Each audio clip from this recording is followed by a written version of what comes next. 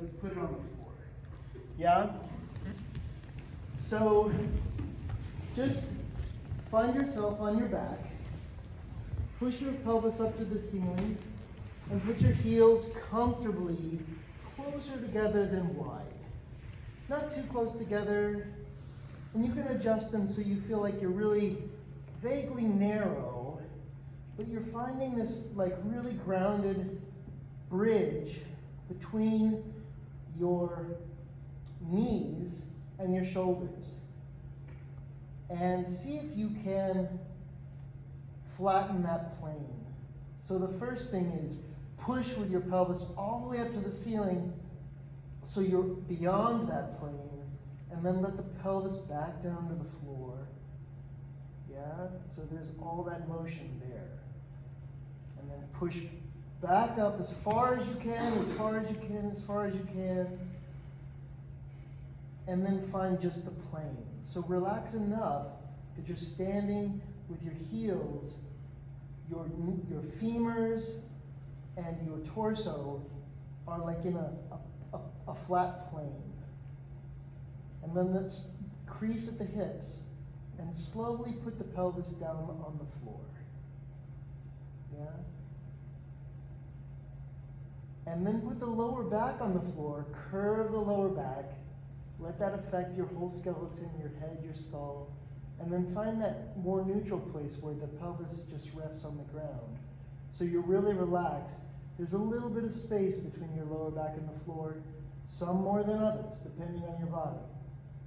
But you're resting your scapula on the floor, your pelvis on the floor, your heels on the floor. Let's do that one more time. I like to have my arms wide, like I always imagine that, beautiful picture of Michael Jordan. Wingspan. Yeah, so fingertip to fingertip.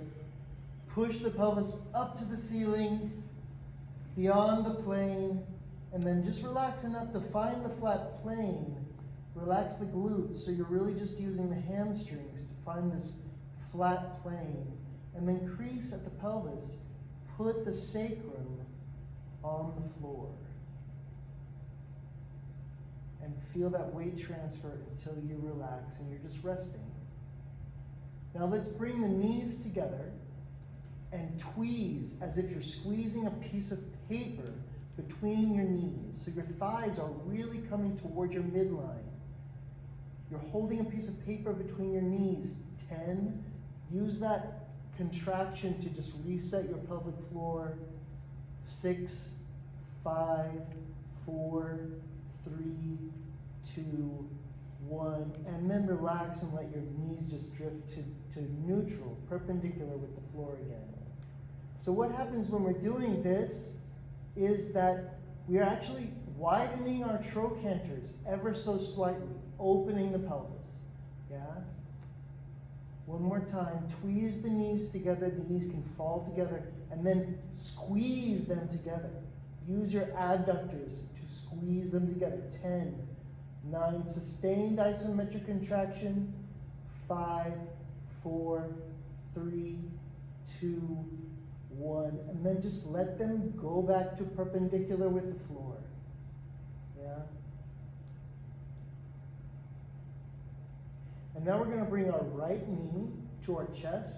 All right, place your hands in front of your shin. And just, again, keep your pelvis relatively neutral so your spine doesn't have to be curved. You'll probably feel your lower back on the floor.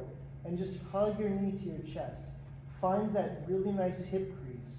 And bring your knee toward your center line so it really is in front of you. And hollow out your navel, engage your abdomen, and draw in your belly button so your transverse abdominis is being used to give you some space to find that hip crease.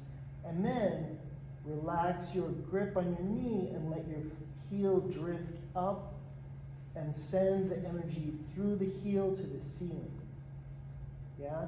And now with this really long leg, gently engage the thigh, send energy through the bottom of the foot, and slowly lower the leg down to the ground.